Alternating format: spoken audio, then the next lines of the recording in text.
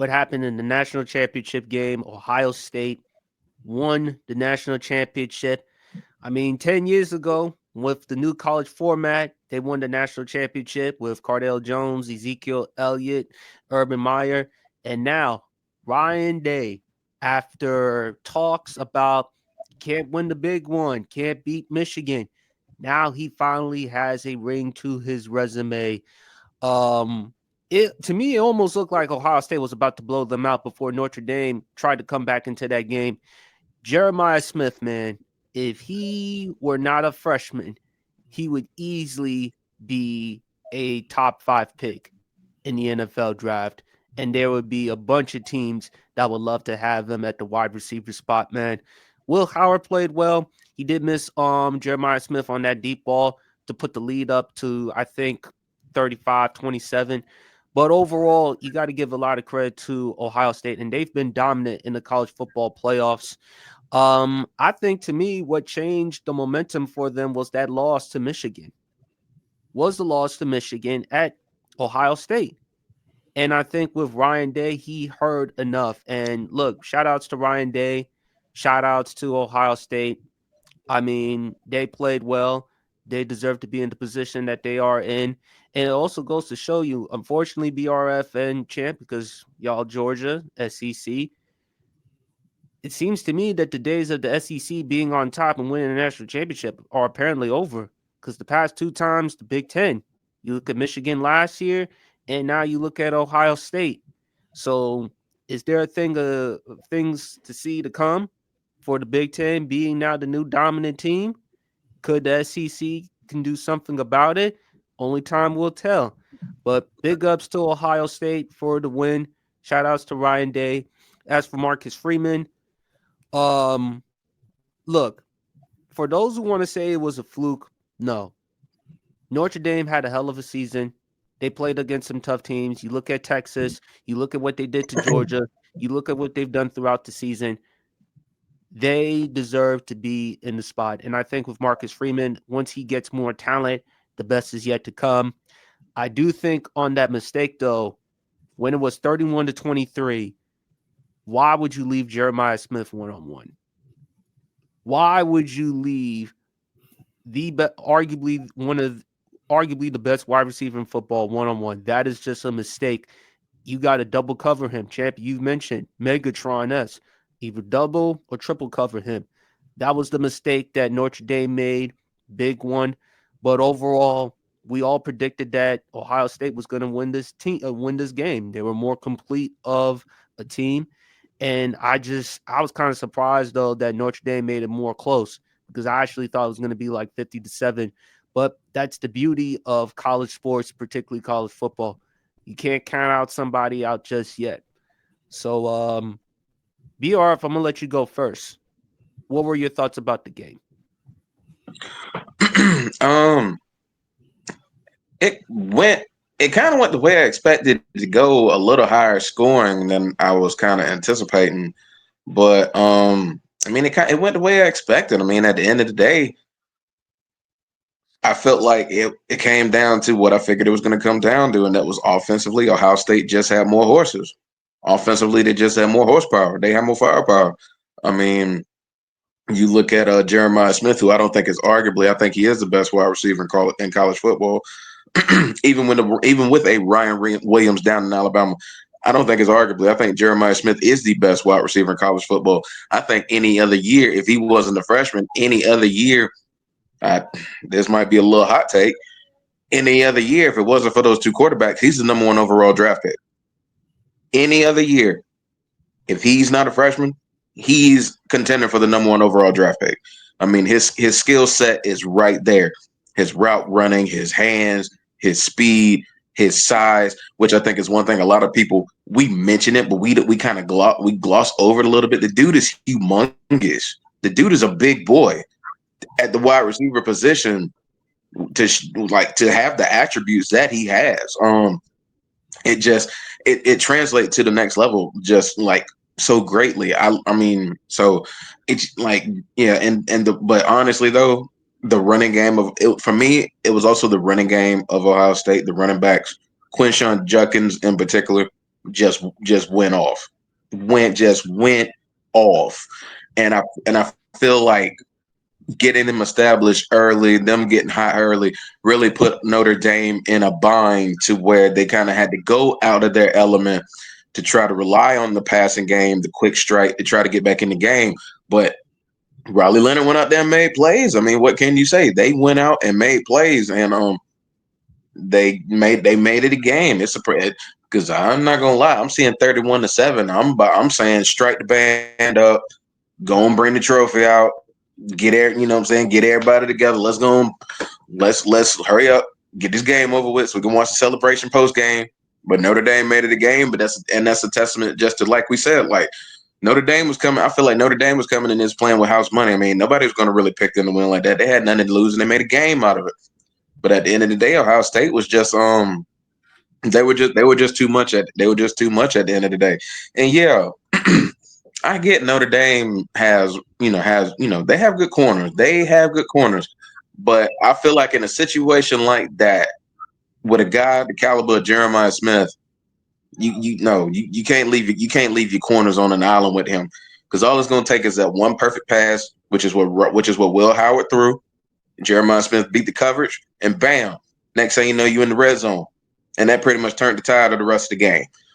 So you just have to give it to Ohio State, and like their play calling and just their ability to execute for the majority of that game. Outside of that stretch where Notre Dame made a game of it, Ohio State was clearly the better team, and it showed.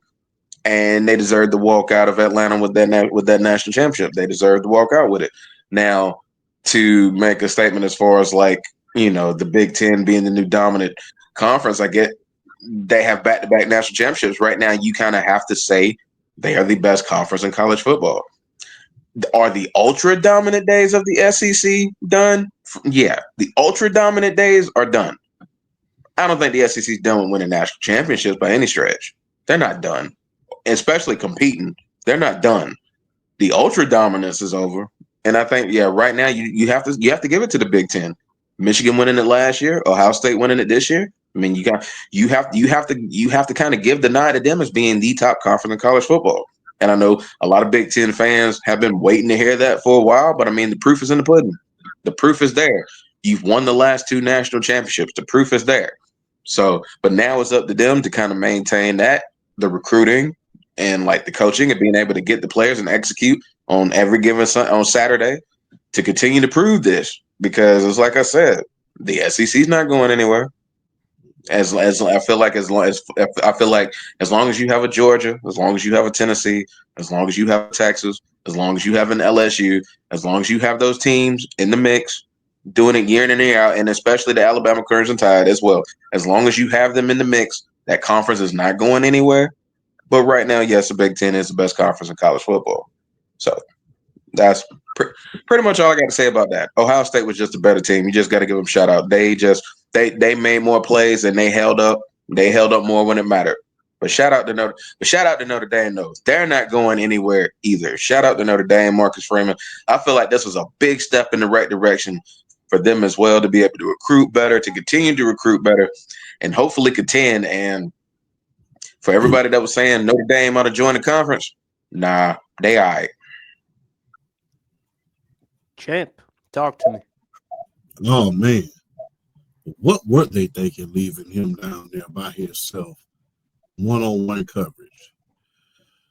There's a rule at the house during Thanksgiving: don't leave Champ around the cheesecake by himself. It's gone. Don't leave Champ around the cheesecake because it's gone. So why would that's equivalent to leaving Jeremiah Smith one-on-one? You left him around the cheesecake, so it's gone. So why would you do that in the first place? It was a dominant performance. You have to ask yourself, hey, were they able to catch up because they were just that good, or did Ryan Day slow the game down a little bit too much? You have to ask yourself that question, because we saw a lot of explosive plays, them leading up to scoring 31 points. But as the score, and they got, it was like, all right, then let's start playing keep away and stuff like that. You saw a little bit of that. As far as Jeremiah Smith is concerned, look, he's so good. Somebody offered him $5 million in order to get the hell away from Ohio State. That's how good he is. They offered him $5 million to say, you leave Columbus, Ohio, and come to where we at. They won't say what school it was. But you leave Ohio State, we'll give you $5 billion. You know, in the great words of Uncle Elroy, I would have been gone. I'm just letting you know that right now. So, hey, that's how good that he is. If it was anybody, I mean, and that just goes to show the loyalty of that young man as well. Well, loyalty is kind of put on a hold right about now as is more turned into a business aspect in college football.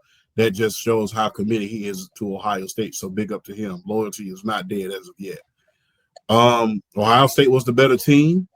Quinshawn Jenkins. Hey, man, look, they talk about, it's the SEC. Hey, they're one of their key players came from the SEC. Mm-hmm. Quinshawn Jenkins was the leading rusher at Ole Miss. He led the league in rushing at Ole Miss last year. He led the SEC in rushing. So, you know, hey, you might hate the SEC, but one or two of your key players came from the SEC. Shouldn't that tell you something, champ? Yeah, we ain't done yet. No, not just that. Dabo. If you're Dabo Sweeney, you better get ahead with the times. Yep. But that is another segment for another day. But I will say this, though. As far as the SEC dominance being over, I'll never forget this. Everybody was talking about how Lennox Lewis was the greatest fighter of his generation after he beat, I think it was Hassan Rahman. Yes. You know, after he beat Hassan Rahman. The second time, I think. The second time, yeah. After he beat Hassan Rahman for the second time and beat Holyfield and guys like that. Not to mention when he beat Vladimir Klitschko. You know, people was talking about that he was the best fighter of his generation. But you know what conventional wisdom tells us? That era began after Tyson went south. And I say that to say this. It was because SEC had a down year. Georgia had a down year. Alabama had a down year. They just had a new coach. A lot of players were not in positions where they needed to be as far as, you know, Lane Kiffin slipping down there at Ole Miss as usual. And not to mention, look, you have 4 SEC teams that made it to the college football playoffs. That 4. So it's not over yet. You know, let's not get carried away. You win, look, when you win 15 out of 20 national championships, then we can talk about the dominance being over. We can talk about the dominance being over then. But as long as the SEC is alive and well and they keep that conference together, because Texas just came to that conference. Oklahoma. You mean to tell me ain't none of these teams finna go? Florida is coming back. So as long as there is dominant teams and dominant players that's willing to come down south, we're going to have dominant teams. And guess what? Look, I applaud the Big Ten for winning back-to-back national championship. Clap, clap. Good job. I'm proud of you. But let's just be clear. When we was at our best, you couldn't beat us. When you was at your best, we beat you. Your quarterback that's playing in the Houston Texans that we had as an MVP candidate last year, oh, yeah, you had him, and you still couldn't beat Georgia. Oh, Michigan, we got y'all too the year before. So don't get it twisted. The South is not over. I mean, for all these Big Ten fans walking around, the rain is over. No, partner. You won 2 back-to-back. We've been doing, I'll never forget when The Rock told Jericho this. He said, yes, you won 1 big one, maybe 2. But remember, I was out here winning big ones when you was down in WCW getting your butt kicked by Juventud Guerrero. So we was winning national championships when y'all was getting beat by Northern Illinois, Ohio State. So don't get it twisted. The South, look, as long as we have Kirby Smart, Sarkisian, we have a super, and not to mention, look, y'all know what's about to happen to Texas, right? Archie Manning about to take over. Yeah, Quinn Ewers applied for the NFL Quinn draft. Ewers is gone. So as long as you have those star-studded coaches in the SEC, there's gonna be a team that's gonna compete. And guess what? The reign isn't over. We had plenty of teams that made the college football playoffs. We have some talented players. I mean, one of our best quarterbacks who was in the SEC for Tennessee, he's a freshman. So it's only going to get better. We got a lot of guys coming back from Georgia. We got a lot of guys going back to Texas. So yeah, you won your two big ones. Win a little bit more, and then we can start talking. Because there was last couple years, that wasn't even Nick Saban's best team that you beat last year. Let's just be clear. That wasn't Nick Saban's best team. Guess what? When you put your best against the SEC and we was at our best, we beat you. So let's stop. Let's stop the whole malarkey. Oh, the South is over. No, it's just beginning. Because the thing is this, the second after Georgia lost, guess what happened the next day? Kirby Smart got his behind in that transfer portal and got the recruiting. And we got some recruits the very next day. Oh, the South ain't over. We just getting started. But I will give credit where credit is due. Ohio State, you did your thing throughout all odds. And I was rooting for you. The only thing that I was rooting for was, I wanted it to be Georgia versus Ohio State, but we was not good enough to make the national championship. Let's just be clear. We wasn't good enough to make it. But, yeah. But you was great this year. And big ups to Will Howard. You proved me wrong, and I'm glad that you did. But the thing is, winning 2 back-to-back national championship as a conference, all right, guess what? When you can have 3 different dynasties throughout a decade, then we can talk. Because guess what? Florida in the early 2000s. Then LSU had 2 of them. Matter of fact, LSU is becoming more Miami than Miami is right about now. When you think about the talent as far as in the wide receiver position, at the quarterback position, on the running back position and everything like that.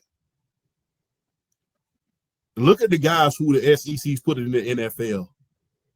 Guess what, where's Jaden Daniels from again? LSU. And where's LSU? Arizona State. No. Let's try again.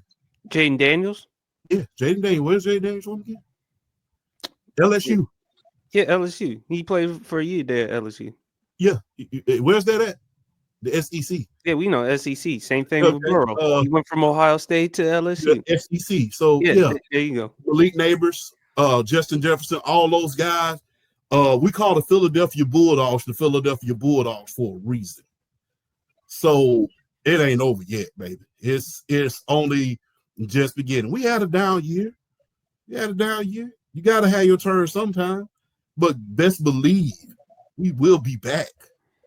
But like I said, we're going to give y'all the title this year. Give credit where credit is due. But like I said, the main reason why is because Tyson went south. Lennox Lewis, enjoy your reign while it lasts. Basically, I'm going to show you a photo of how Champ is exactly feeling because I don't know. I'm not going to call Champ a liar, but this is exactly how he truly feels about whether the SEC losing dominance.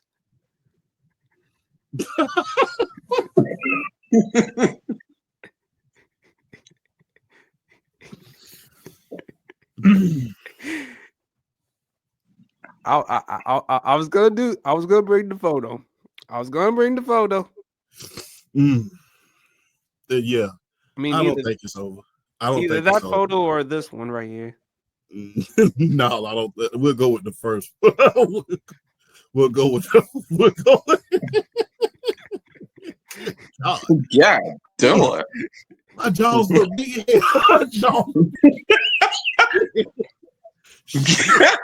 Do it. I need to hop my ass on the treadmill.